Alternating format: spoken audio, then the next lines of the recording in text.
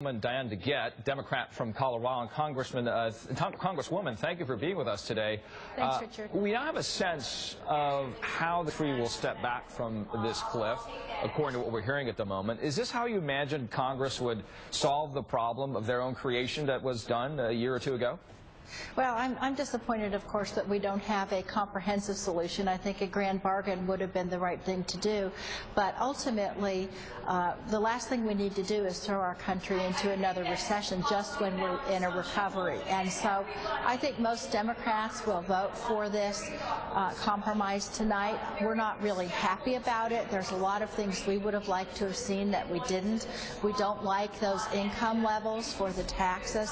But on the other hand, we realize we have a responsibility to the American people to do the right thing. And the right thing is to not let everybody's tax rates go up tomorrow. So you're going to vote for it?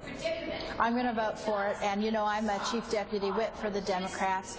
I've been talking to a lot of my colleagues. I think Chuck Todd's analysis is right. I think a lot of Democrats realize it's the right thing to do. But we're not whipping. We're not trying to persuade people to vote one way or the other. We're just taking an informational whip to see where we're at. And I think most Democrats realize that. The question is, will the Republicans come to their senses so that we don't really go off the cliff tomorrow? Just speaking from your side, of the 193, how many do you believe will be saying yes to this Senate bill? It's really hard to say. We still have a lot of uncommitted people, and a lot of us feel that the Republicans, they have the majority. They're the ones who are supposed to be running this place. They have a responsibility to the American people to really put some numbers up there on the board and to say, yes, we can do what the American public wants to do and go across the aisle and compromise for the good of our country. You know, a lot of people are discussing the issue of the so-called Hastert rule. You know, that's the principle where the Speaker of the House, in this case John Boehner, doesn't bring anything to the floor, doesn't mention a bill, doesn't have the support of the majority party, in this case the majority of Republicans in the House. But that's exactly what Speaker Boehner is going to have to do tonight. How much credit does the Speaker deserve for bringing this to a vote despite opposition from his very own party? Well, I think it's pathetic that we've stooped so low, because if this last election tells us anything, the American public wants the parties to work together across the aisle. This so-called Hastert rule started a few terms ago, where the Republicans say we're not going to bring a bill to the floor until we have a majority of the Republican Party, 218 votes. And of course what that does is it creates gridlock, because it has the most extreme legislation, it doesn't have bipartisanship, and it dies in the Senate. So I'm hoping that tonight's vote, where Democrats and Republicans will do the right thing, will herald well for the next Congress, where people can come across the aisle and work together for the good of this country. That's what we need to do. Do you expect, Congresswoman, for the Hastert rule then to it's gone, now that he is going across and he is not following that rule, that we won't see this again as a major rule when considering whether to bring legislation to the House floor? I would hope it would be gone, because don't forget, in the next Congress, we have even more Democrats. We have 201 Democrats. The Republican majority has shrunk. And so to pass meaningful legislation, you really are going to have to put together coalitions.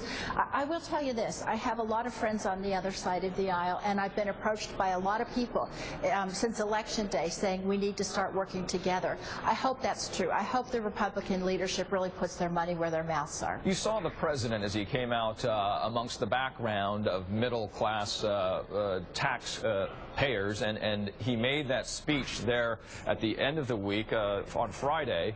And then he also released a statement on his website describing how this deal coming through the Senate was a success.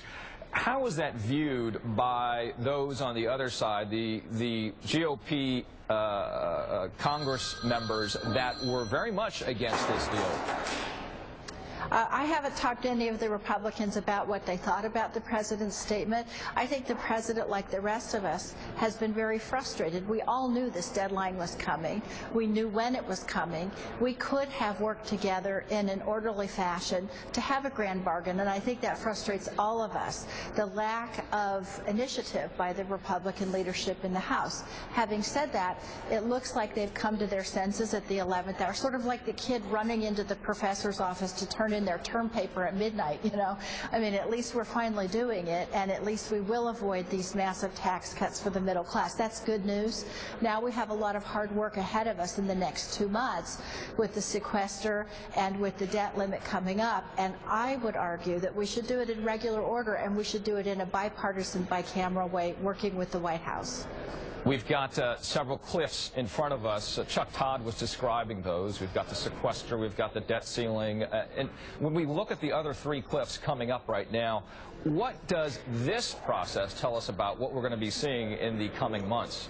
Well, I would hope that what it would teach us is that we really can work together. We can compromise. As I said, I don't like every detail of this compromise. I don't like the income levels. I don't like the fact some cans are being kicked down the road. But ultimately, I think it's good news, and there are some good things. The unemployment insurance is extended for a year. The physician reimbursement under Medicare is extended for a year. So there are some really positive steps here. But I would hope that we won't be here at the 11th hour next time, because that never makes for good legislation. Congresswoman Diana DeGette, thank you so much. Have a very good new year. Thanks. I hope we will. All righty. Stay with us here on MSNBC. We'll bring the vote to you live.